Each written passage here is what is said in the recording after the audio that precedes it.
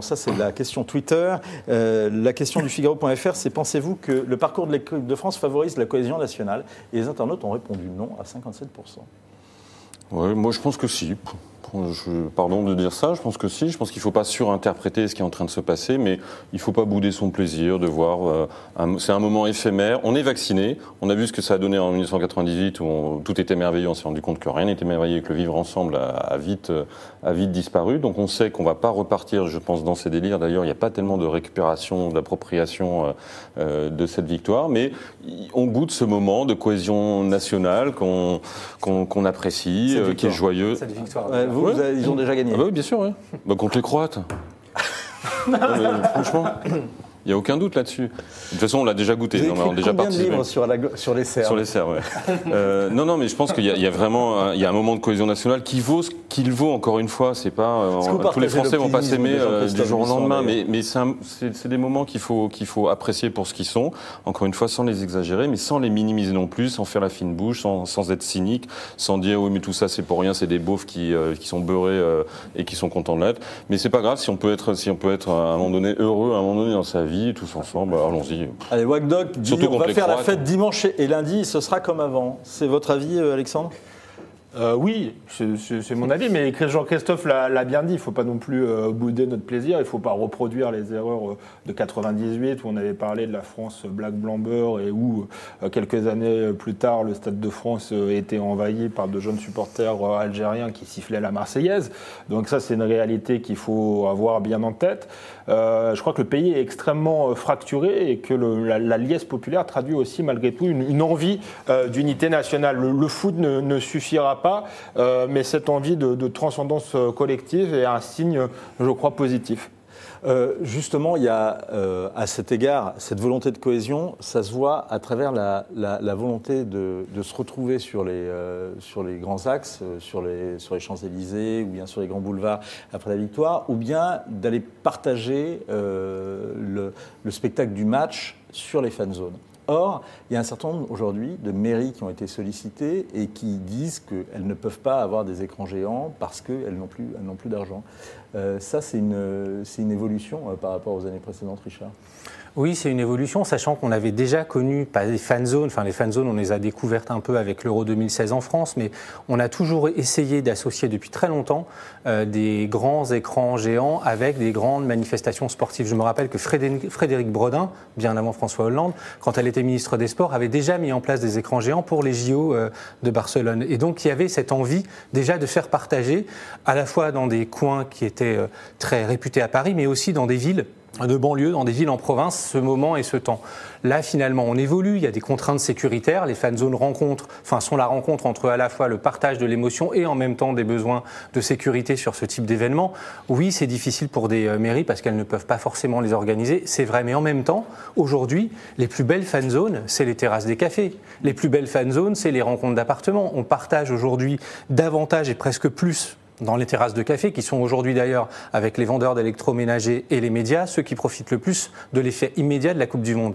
Donc en gros, l'économie, elle profite à ce moment-là. La cohésion nationale dont vous parlez, moi je crois qu'effectivement, il y a besoin à un moment donné de vivre ces aventures collectives, il y a besoin d'avoir ce temps de respiration. Il faut se dire qu'il n'y a pas très longtemps, notre pays vivait des moments beaucoup plus difficiles, a été dans un moment où il a fallu passer aussi les caps et se retrouver pour un moment positif et non pas forcément dans des moments qui sont des moments où il faut faire des réponses collectives à des agressions extérieures. Je pense que ça dit beaucoup de ce qu'on attend et ça dit besoin beaucoup de communion nationale. Pourquoi Deschamps président Pourquoi Deschamps?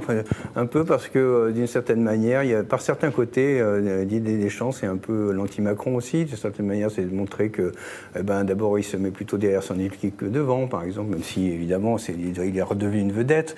Naturellement, un leader, rappelle Guillaume Loisy dans le portrait qu'il consacre dans Figaro aujourd'hui. D'une certaine manière, on l'a pas vu faire le discours qu'on a vu faire devant les armées, de dire je suis votre chef avec les gros yeux, par exemple. Bon, etc. C'est le leader, suivez-moi, plutôt que le leader. C'est-à-dire que lui, il a déjà été champion du monde, qui n'est pas aussi. Donc, c'est etc. C'est un peu compliqué, bien sûr, il y a une limite à l'exercice, mais voilà, on trouvait intéressant d'essayer de comprendre pourquoi le personnage de Didier Deschamps parlait à beaucoup de gens.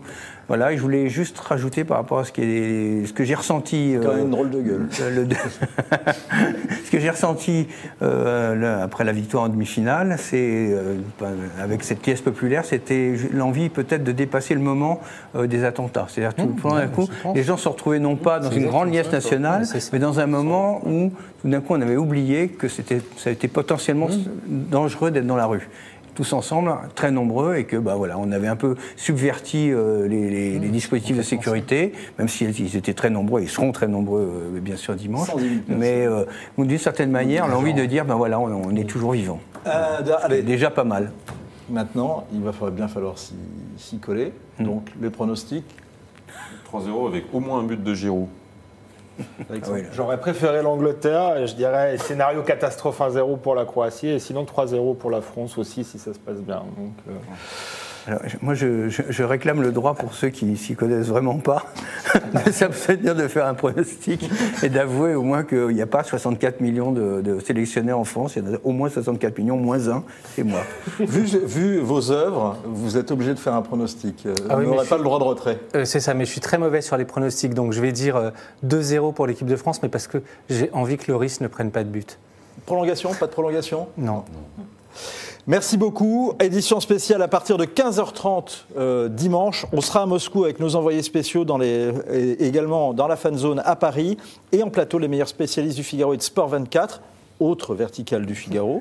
Sur Sport 24, d'ailleurs, à suivre la finale pour la 3e place entre la Belgique et l'Angleterre. Ce sera demain soir. Et rendez-vous demain dès 9h30 avec Figaro Live, avec Alain Barluet, Sylvain Châtelain, Florence Saint-Victor du blog Mars Attack. On sera sur les Champs-Élysées également avec Sacha Benita.